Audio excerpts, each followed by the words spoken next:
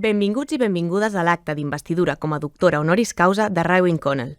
Presideixen l'acte Laia de Nadal, rectora de la Universitat Pompeu Fabra, i Tània Verge, consellera d'Igualtat i Feminismes de la Generalitat de Catalunya i catedràtica del Departament de Ciències Polítiques i Socials de la UPF, que és padrina de la doctoranda.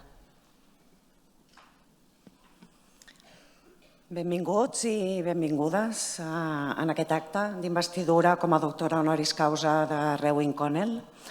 Tània Verge, consellera d'Igualtat i Feminismes de la Generalitat de Catalunya i catedràtica del Departament de Ciències Polítiques i Socials de la UPF, que n'és la padrina. El rector Jaume Casals, autoritats. Raewyn Connell, doctoranda en connexió des de Sydney. Maria Rodó, professora del Departament de Ciències Polítiques i Socials de la UPF, que farà l'elogi, juntament amb Joel Cantó, Sharafah Guzarzi i Maria Martí, membres del grup de recerca de gènere i desigualtats. Enric Valldobí, secretari, que farà la lectura de l'acord del Consell de Govern de concessió de doctora honoris causa a Raewyn Connell. Àngela Anés, alumni de la UPF del grau en Publicitat i Relacions Públiques, en qualitat d'ambaixadora UPF, i que acompanyarà la doctora Connell des de Sydney. Amigues i amics tots, els que esteu presents i els que ens seguiu en directe, l'obra de la doctora Connell és realment una obra inspiradora, tant a nivell acadèmic com a nivell artístic com a nivell social. I això és el que hem tractat de fer palès al repertori del programa de l'acte d'avui. Esperem que el gaudiu. I ara, tot seguit, la consellera Tània ens dirà unes paraules. Gràcies.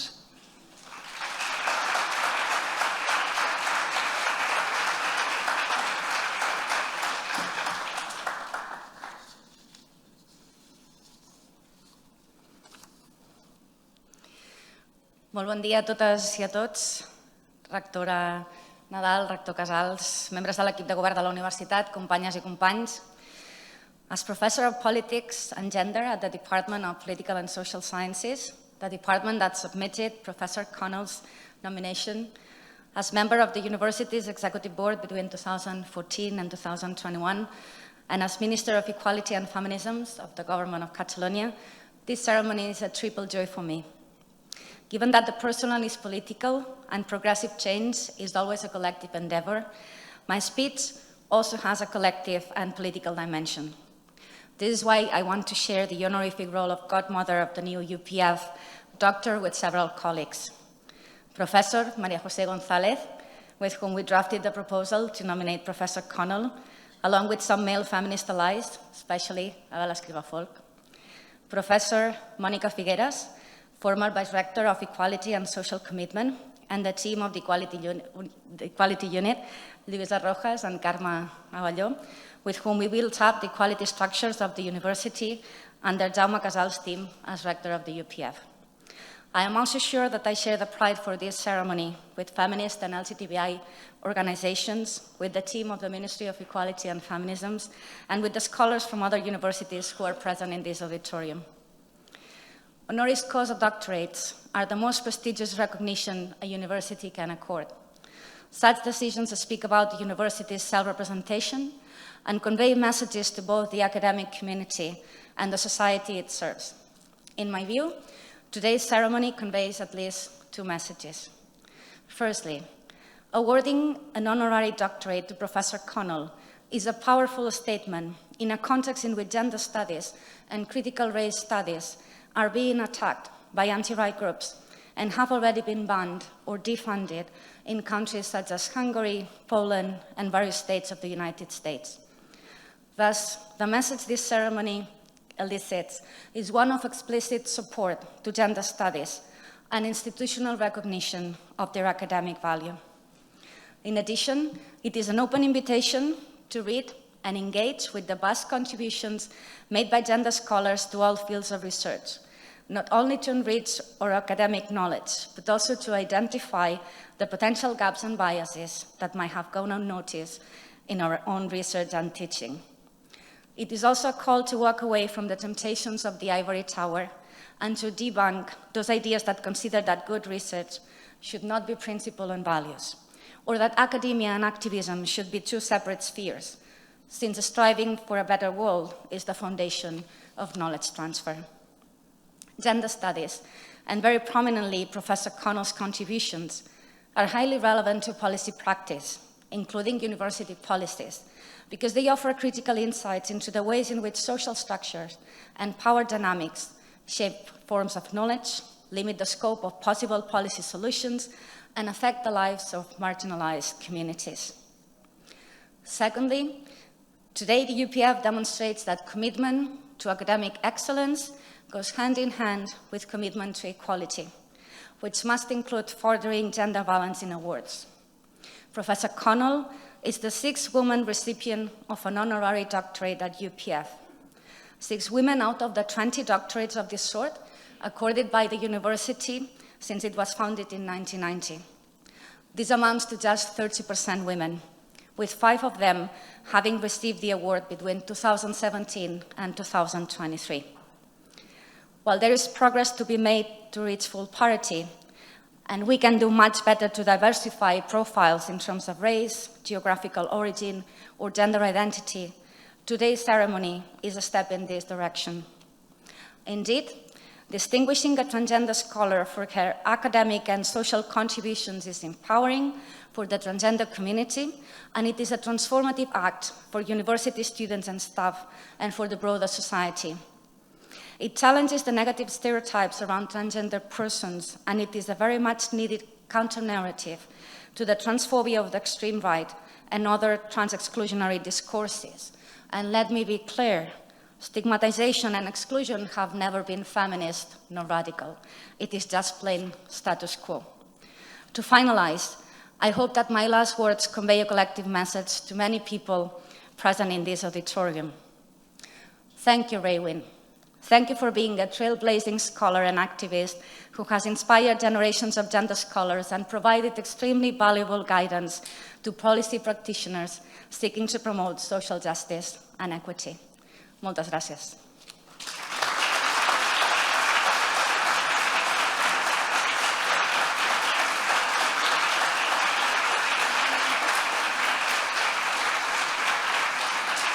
Seguidament, Enric Vallduví, secretari general de la UPF, llegirà l'acord del Consell de Govern de concessió del títol de doctora honoris causa a Raewyn Connell.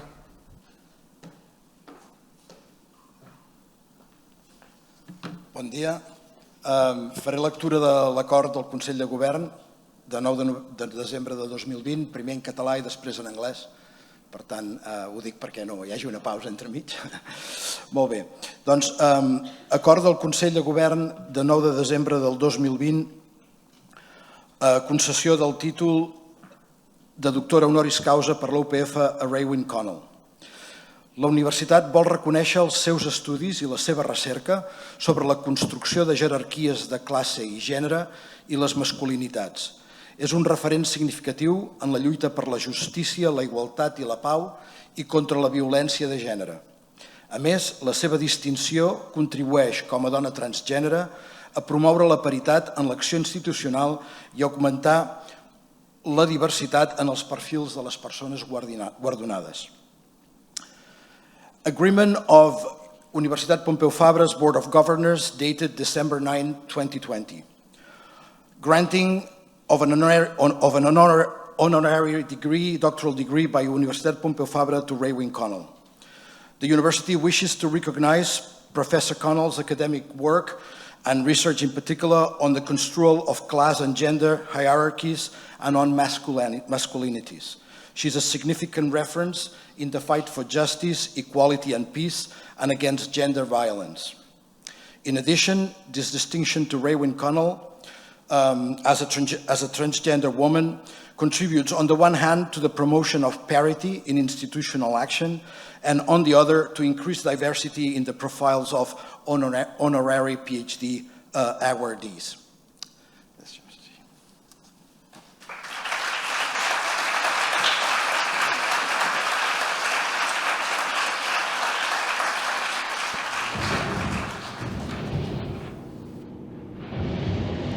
As we fled the ashen city, I too looked back. No photogenic plume, no rain of fire, only a formless grey with death inside.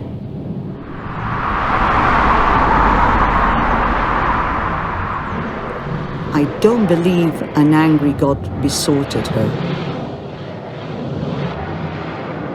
I think she looked around, saw the end of the living world, and in compassion stood. We are not told her name. From time to time, I see a narrow path climbing among the rocks. There is a way. Compassionate woman, there is a way.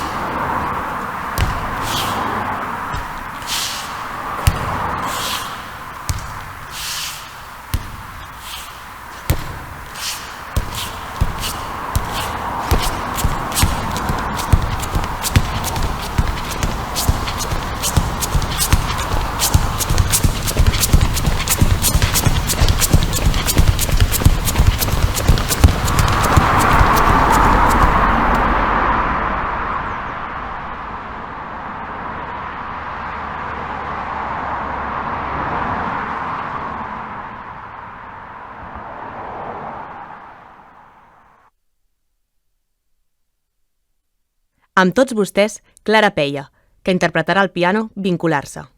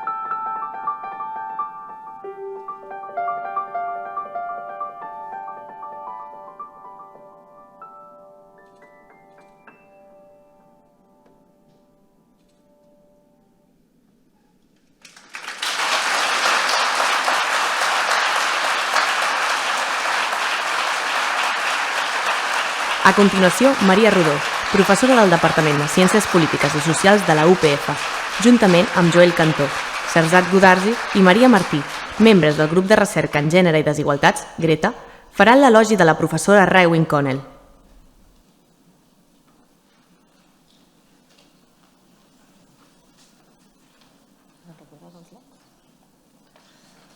Bon dia. Good morning, everyone. It's my great honor to give today a laudatio for Professor Raewyn Connell, an exceptional scholar and social justice advocate.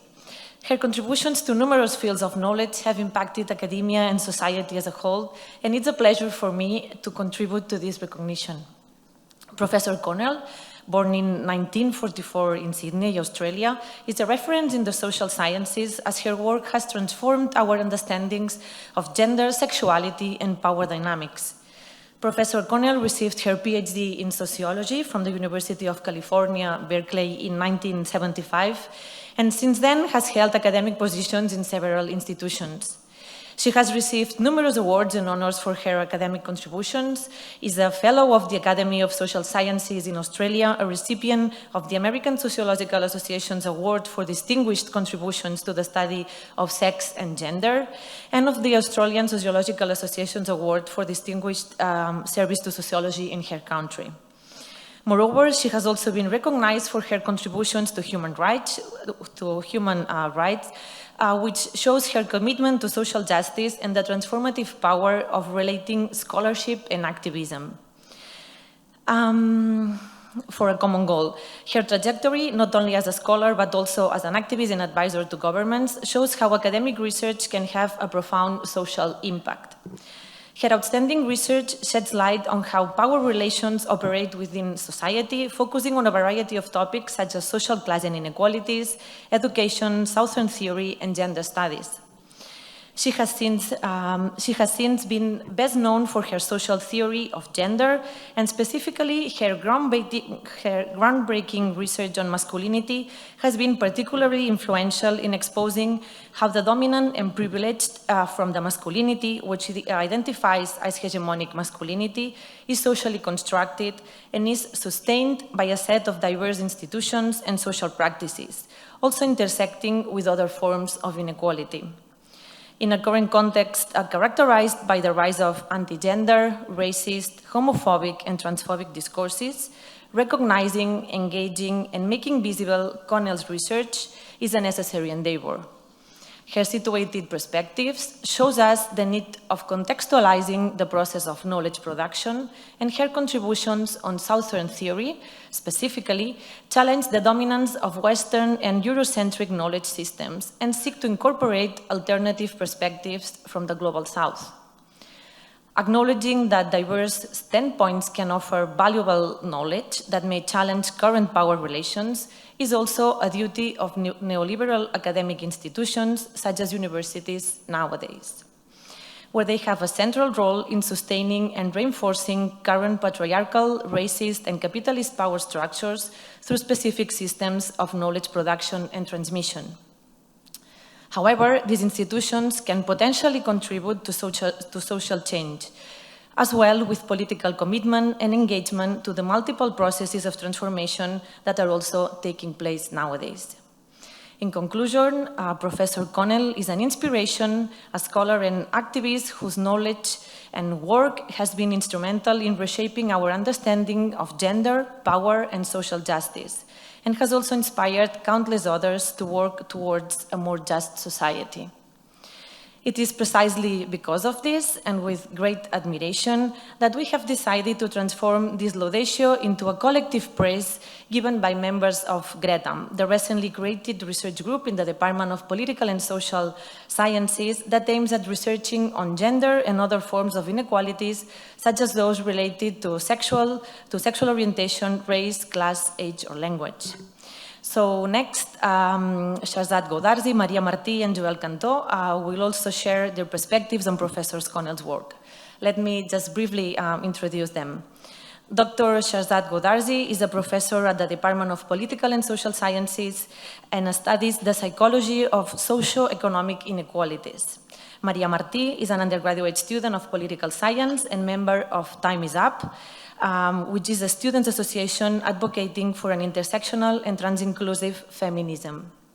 And Joel Cantó, a PhD candidate at the University of Toronto and researcher at the Barcelona Center for European Studies at UPF, working on LGTB politics. Thank you very much.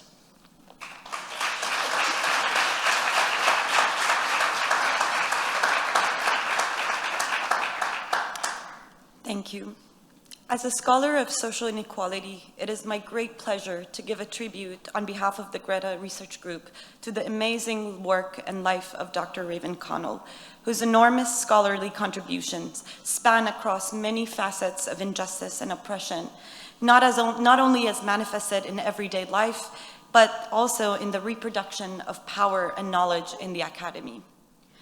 Dr. Connell's work brings theory from the colonized margins to the imperial metropole, not just to challenge the Orientalist views on Southern societies, but also to call into question the dominance of Northern perspective in social and political thought.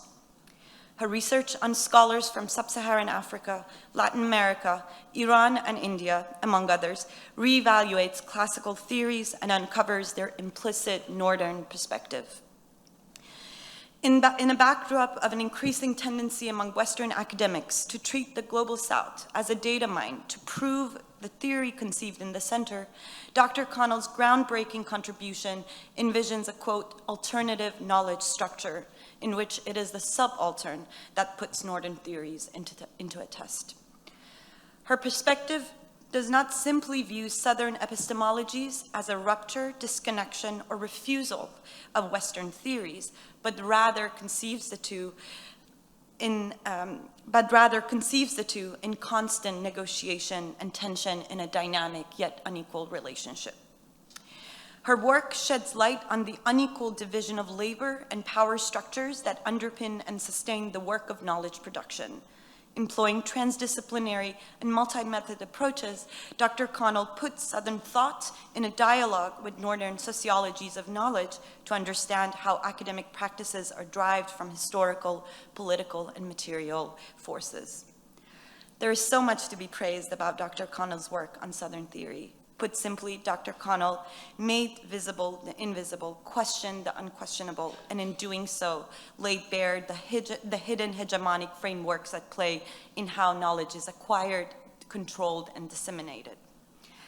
To me, the biggest inspiration from her massive oeuvre is her invitation to struggle for democratizing education, to fight for abolishing the colonial ways of pedagogy, and to reimagine how intellectual work is done. I am honored for the opportunity to speak these words in celebrating her emancipatory, pioneering vision.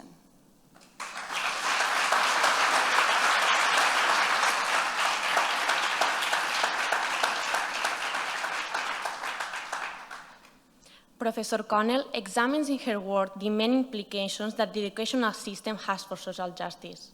Therefore, in this part of the laudatio, I would like to concentrate on 3 topics that need to be taken into consideration if one has an interest in education and social justice, namely education as a process, gender, and language. Education is certainly a process. This is one of the great contributions that Dr. Connell has made and one with which I fully agree. The learning process has a starting point that is not the same from everyone. We do not start this process with the same initial conditions. Your gender, the place where you were born, or your social status, among others, are all factors that condition how we learn. As Professor Connell contends, in this educational process, some groups gain privileges while others face many hardships or, in her own words, are dealt heavy blows. We cannot leave behind the unprivileged, and therefore, we cannot stop seeking social justice within the process of learning. Dr. Connell has also done extensive research on the effect of gender within this area of study. As students, we encounter numerous differences in the way we are treated in our day-to-day lives at the university. Such differences are clear evidence of discriminatory and feudal-like dynamics in the classroom. It is, therefore, important to promote a gender-sensitive dialogue in all areas of our university, where we can all contribute to the generation of knowledge, and knowledge that considers everyone's experience.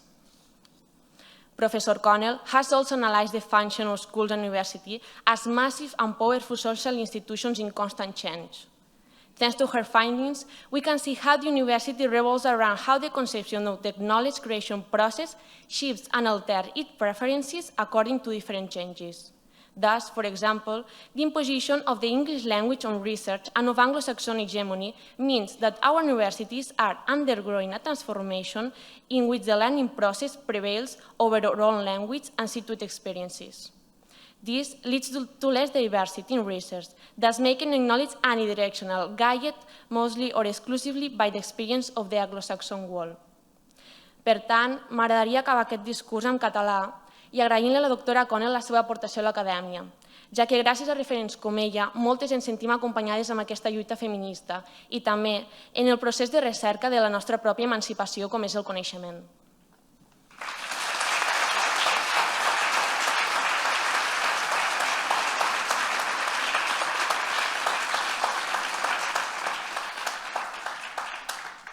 Today we have the privilege of honoring Professor Raewyn Connell, who revolutionized the study of gender relations. Professor Connell's pioneering work has shed light on the complexity and diversity of masculinities and their impact on individuals and society. She challenged the traditional notion of masculinity as a singular, monolithic concept, and instead highlighted its multiple forms and patterns. As Professor Connell herself stated, anyone interested in power structures could see that the feminist challenge to patriarchy must mean changes in the lives of men. In other words, masculinity is a piece of the bigger jigsaw puzzle of gender relations. In this vein, Connell's seminal book, Masculinities, has been instrumental in shaping the field of masculinity studies via the introduction of the concept hegemonic masculinity. By synthesizing ideas from psychoanalysis, feminist and gay theory, and structural sociology, she showed that masculinity exists in diverse forms, in a hierarchy between men. Even if men mostly rank above women, or above women in the same class context, there is also an important system of ranking between men, which is psychological and ideological as much as material or economic.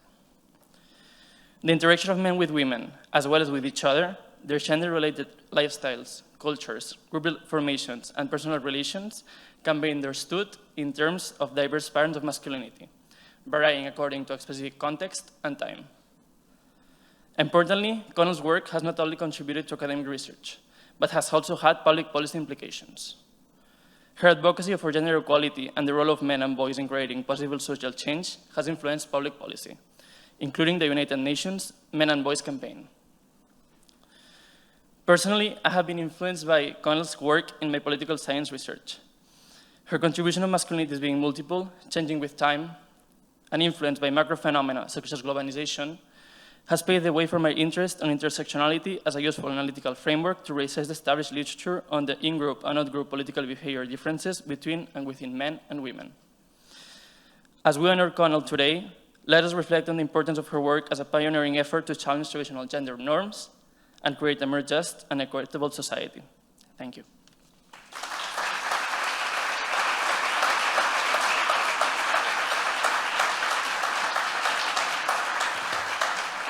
A continuació, demanem a la rectora que s'apropi al faristol i pronunciï les paraules per investir Raewyn Connell com a doctora honoris causa.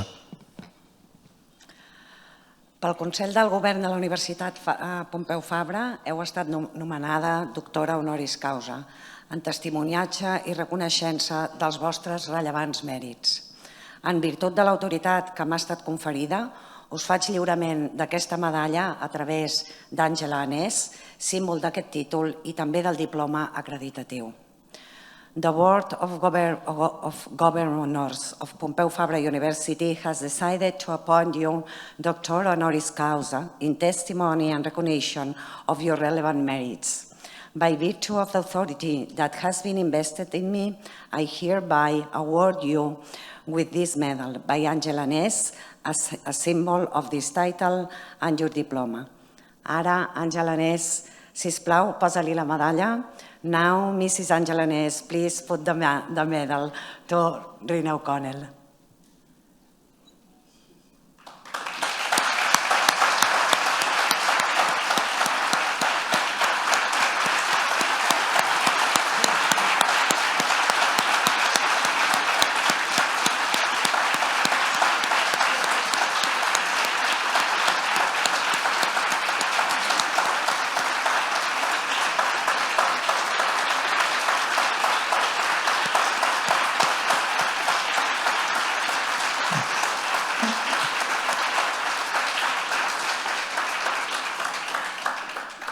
perquè us heu incorporat a aquesta universitat, rebeu ara, en nom del seu claustre de doctors, l'abraçada de fraternitat dels qui s'honoren i es congratulen de ser els vostres germans i companys. As you have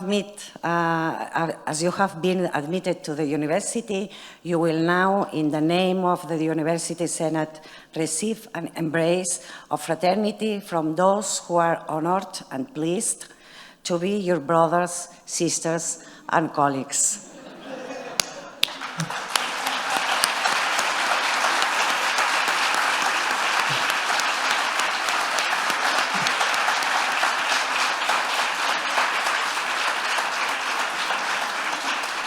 And now, and this is only English, now I give the floor to the new doctor, Raewyn Connell. Thank you.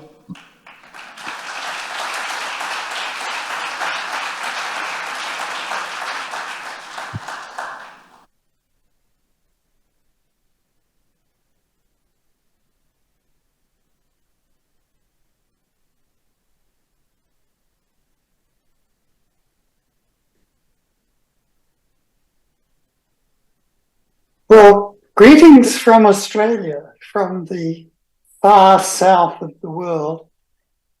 I hope we are connecting properly and that the audio is coming through correctly. I'm very sorry that I cannot be with you in person, which of course I would want to be. But I'm afraid I'm extremely vulnerable to the COVID virus, and so I'm not able to do long distance travel at present. My thanks, my very deep thanks for the award of this doctorate, honorary doctorate. I am truly honoured by this. The award of an honorary degree is supposed to be a festive occasion, so it should be followed by party. Our party will have to be electronic as far as I'm concerned, but I'm delighted that we will hear a performance of that splendid medieval drinking song, Gaudeamus Igitur, at the end of the ceremony. I went to university as a student back in the legendary 1960s. Did not feel legendary at the time. At the end of that decade, I became a full-time academic and worked in various universities for 44 years before retiring just a few years back. In all cases in social sciences, though moving from one area of social science to another. At the time I began as a student, when I first was spending my time in universities, it was a time of considerable trouble. In my country, in Australia, we faced war abroad because Australia was a small participant in the war in Vietnam. And we faced multiple forms of oppression at home under a corrupt and conservative political regime. The universities at the time seemed to me to be conservative and complacent institutions, not what young intellectuals would want as their workplace. And I, like many others, began to ask what knowledge was actually relevant to the process of changing the kind of society that we lived in the direction of social justice, peace, and in due course, the security of the society and the species. And I came to the conclusion that the kind of knowledge that was needed was knowledge in social science. That's why I moved into social science as a graduate student.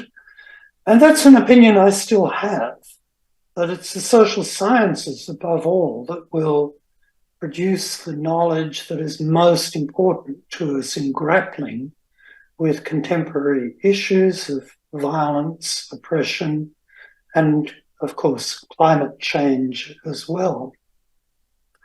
Well, that was a decision that I made to go into the social sciences, and some of the directions that decision has led me, you've just heard in the kind statements of our colleagues giving the laudatio.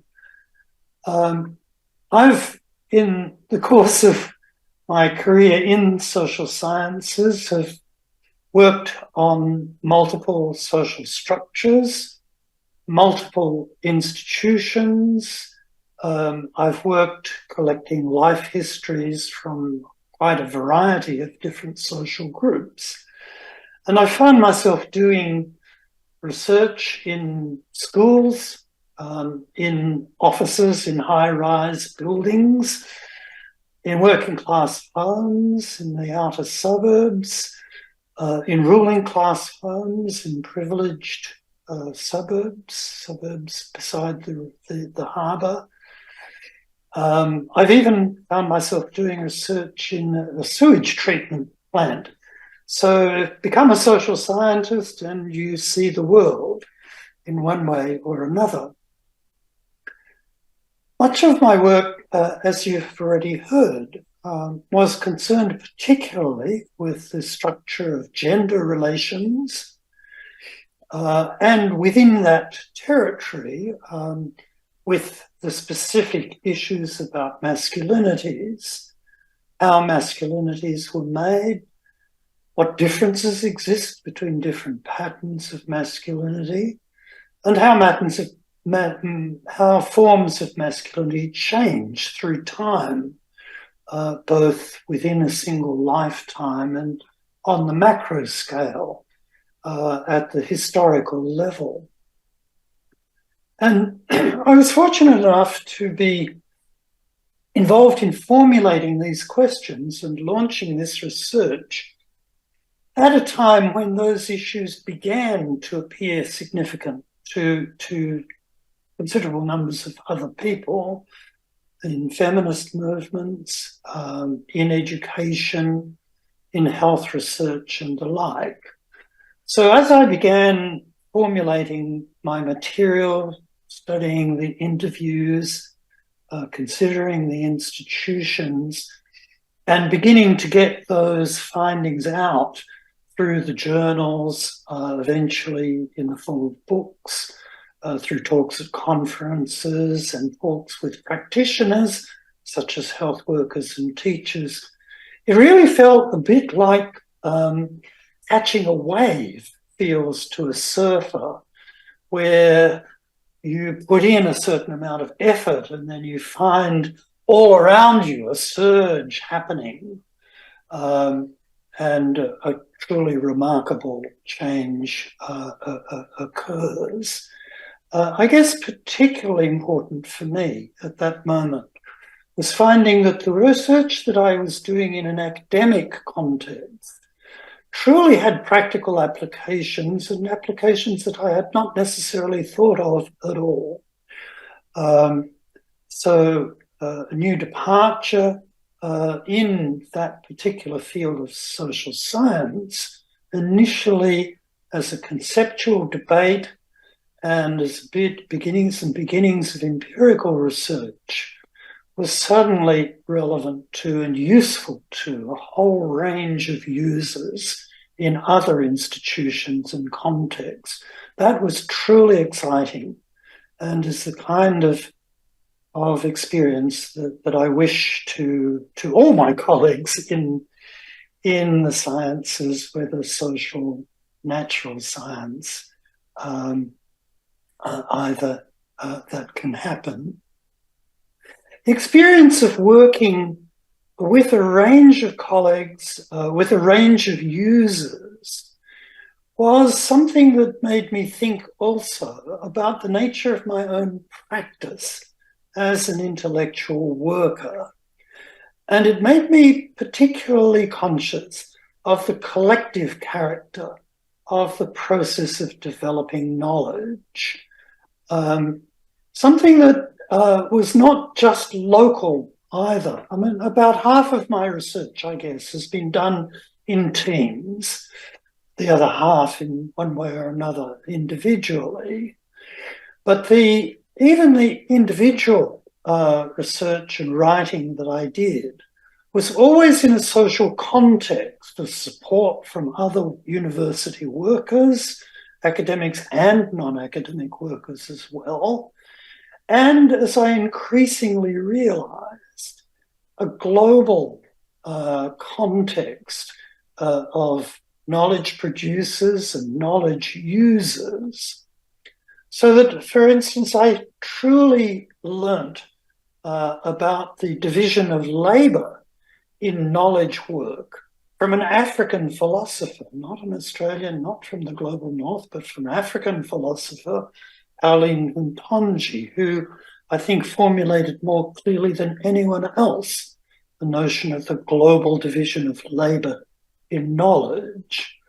And I learned my understanding of the historical character of human sexuality from a Brazilian feminist, above all, Leia Safiotti, a wonderful thinker, who's little known in the Anglophone world, but I hope will become more so over time.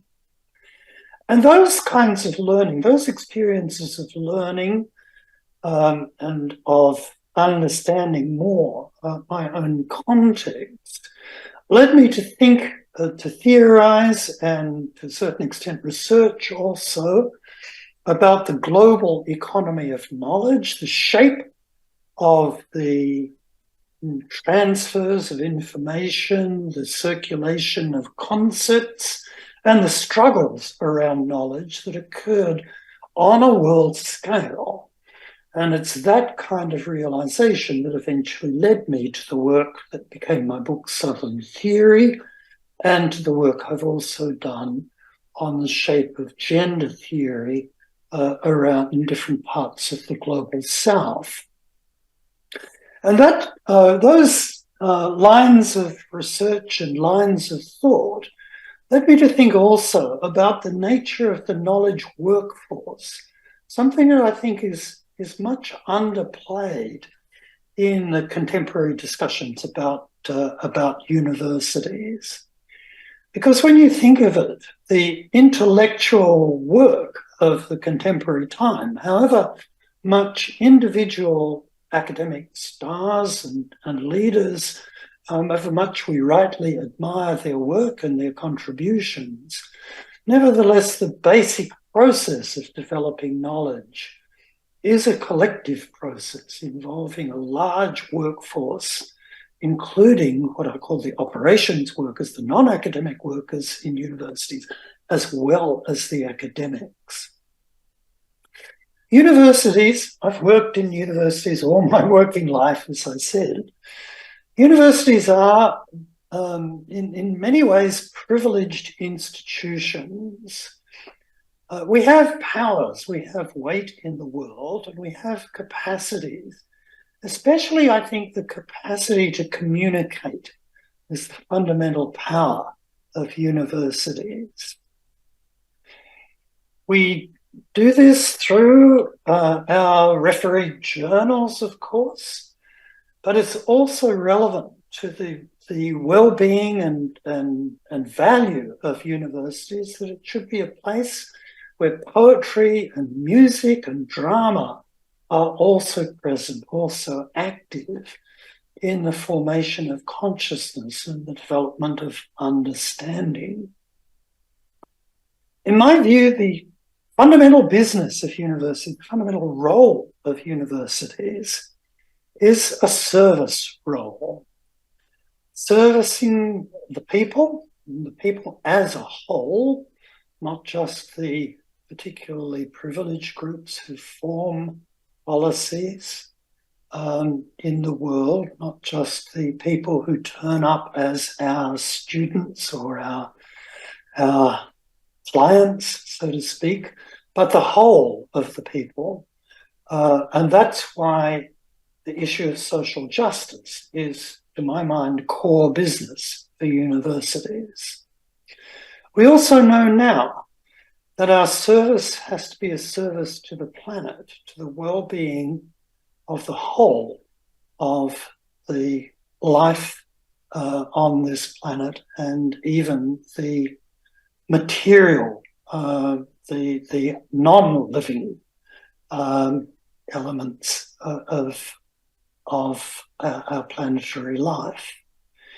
That, I think, that process of serving populations and the planet has become harder over time. It's become harder in our generation than it was when I began to think along these lines and began to work in universities. Partly because the economic context of universities has changed.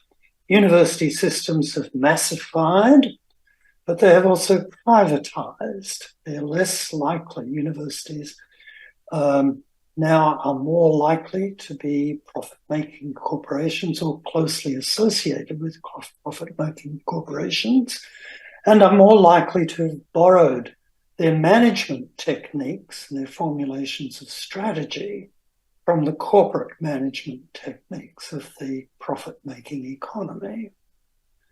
We also face in this generation more intense opposition to the making of organised knowledge than we did before. We've faced anti-intellectual movements, climate denial movements, cancer causation denial movements, the anti-gender movement, which has already been mentioned, and we can expect other movements of opposition to organised knowledge to come down the track too. In that environment, the work of intellectuals can be uncomfortable, can be difficult, can be more challenging, I think, than I ever expected it to be. But the fundamental role of universities, academics and intellectual workers in general, to my mind, remains the same. It's our job to push the boundaries, to challenge conventions through our work, and in our research and teaching to establish and disseminate truths, however uncomfortable those truths might be and however much they might be challenged.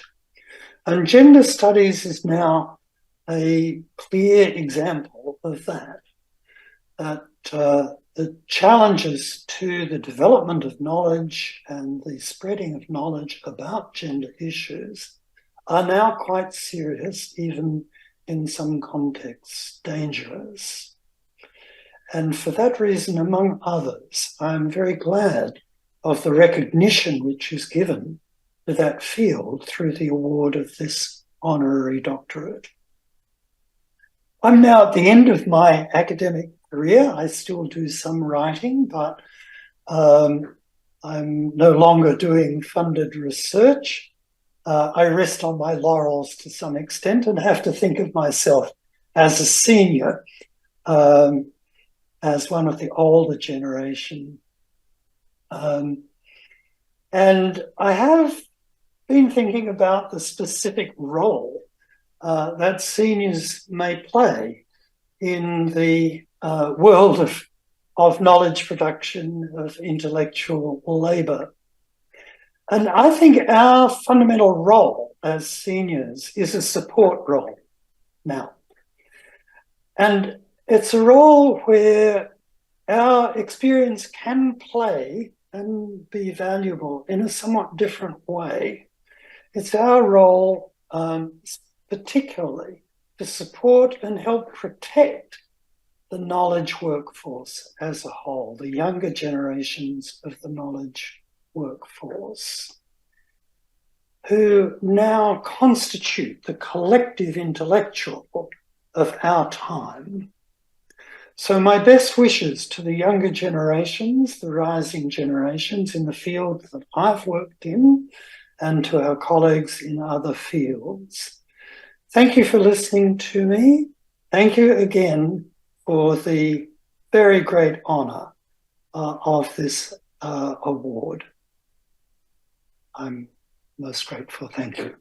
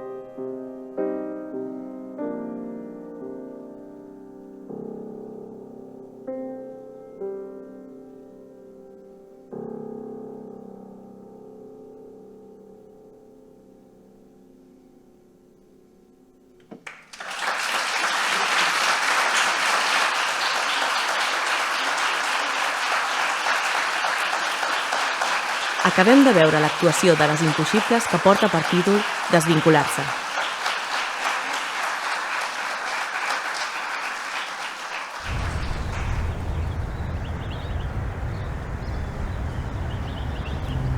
The long march has landed somewhere we did not want to be. Perhaps the map was wrong. Perhaps the institutions have stronger assets than we thought. The markets grind, the nations rage furiously together. Death glitters in the eyes of the generals, and the presidents with orthodontic smiles look on the concrete and call it good. But the people are still there.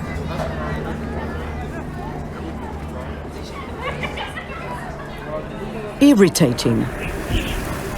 Not exactly with the program, not quite trusting the newsreaders, not strict optimizers. In fact, every now and again, some of them break out laughing. The kids giggle together on their way to school, jokes fly back and forth across the table. I have no idea what about, and neither has the CIA. I remember in Boston, a woman in a summer dress holding hands with her mother and laughing on the subway platform. Today, I met a man walking up Annandale Street, playing castanets on a stick. The people are always more than they are supposed to be. They are not airbrushed. They are angular, wrinkled, bruised, and sometimes short of breath.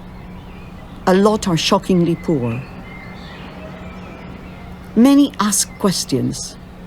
I remember a meeting in Oldenburg where the young people fell silent, while an old working man, through the fog between two languages, talked about women and men and justice, and wondered, had he spent a lifetime doing wrong? The people are not united, but they are not a sack of potatoes. At the very worst, in the palace of the torturers, there are whispers of love. And at the best, there is mighty music as the people keep on dancing and laughter echoes through the forest of hopes.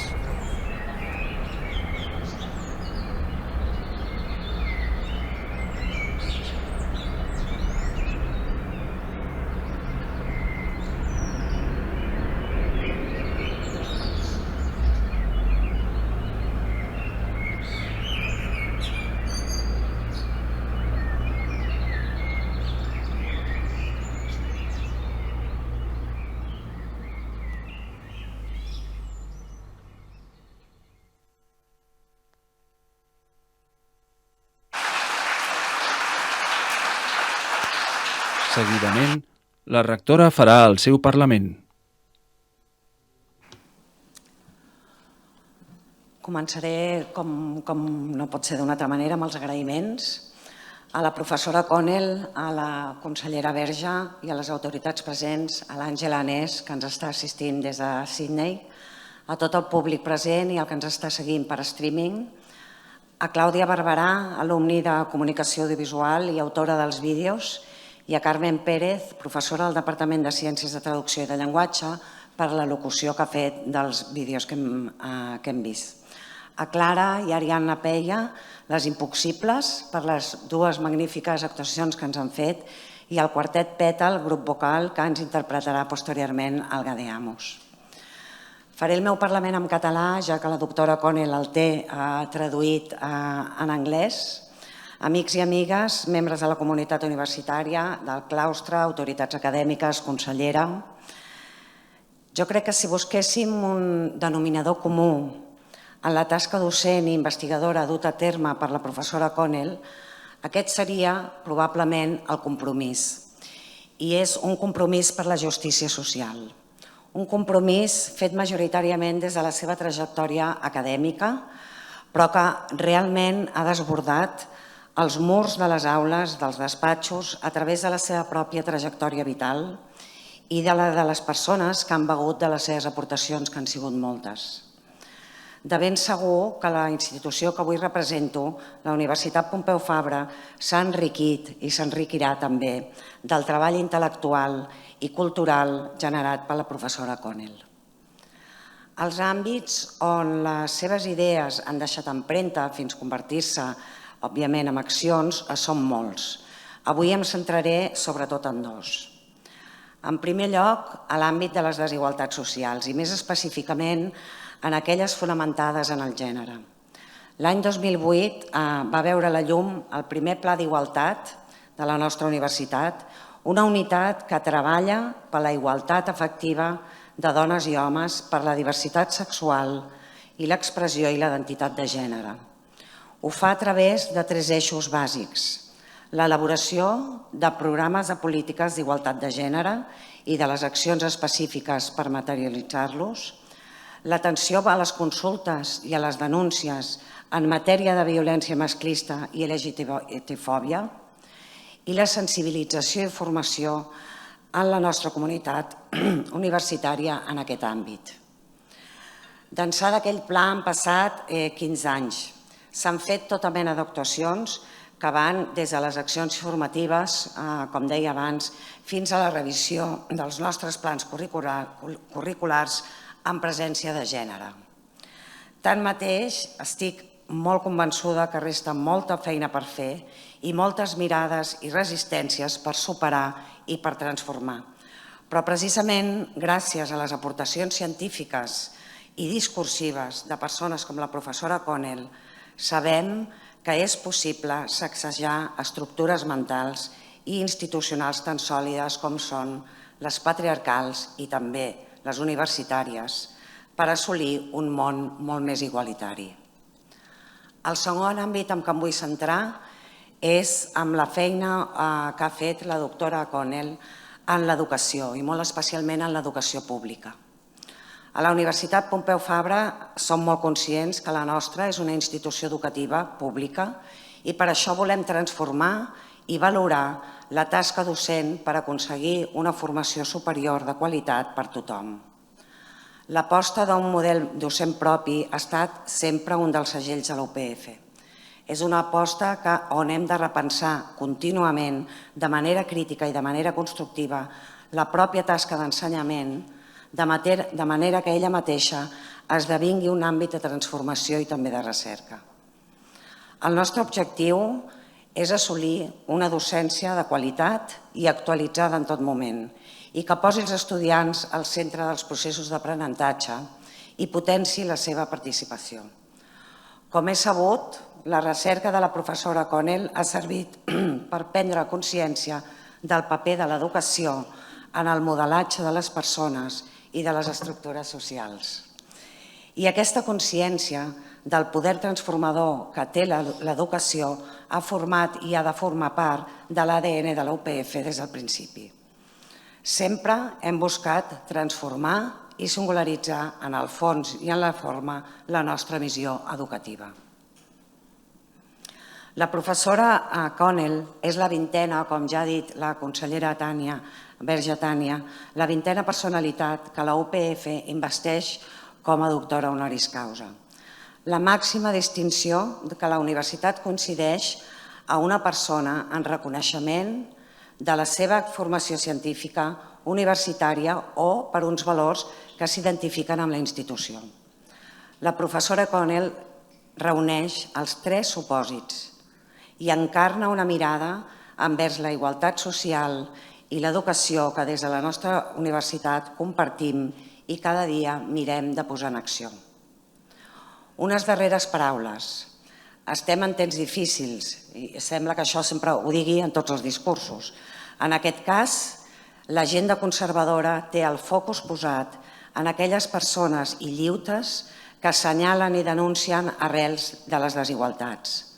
En aquest context, que la UPF investeixi doctora honoris causa a Raewyn Connell no només enriqueix de valors i de coneixements al nostre claustre, sinó que també esdevé una acció contundent de compromís d'una institució pública, la nostra, amb la igualtat i la justícia socials.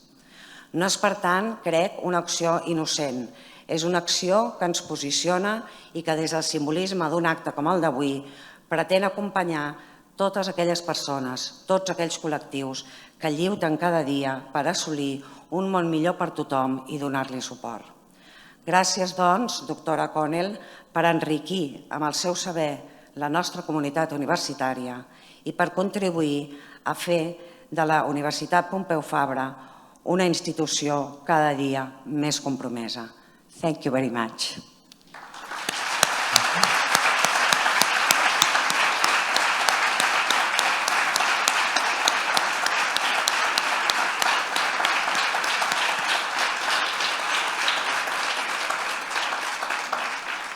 I a continuació escoltarem la interpretació del Gadea Morigitur, que serà interpretat pel quartet Pètal.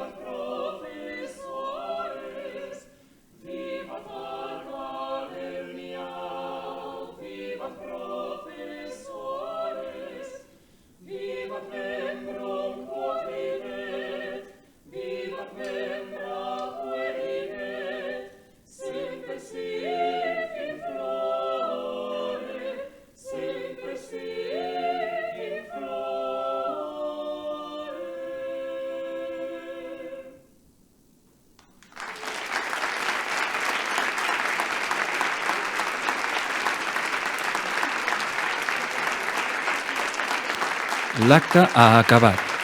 Moltes gràcies per la vostra presència.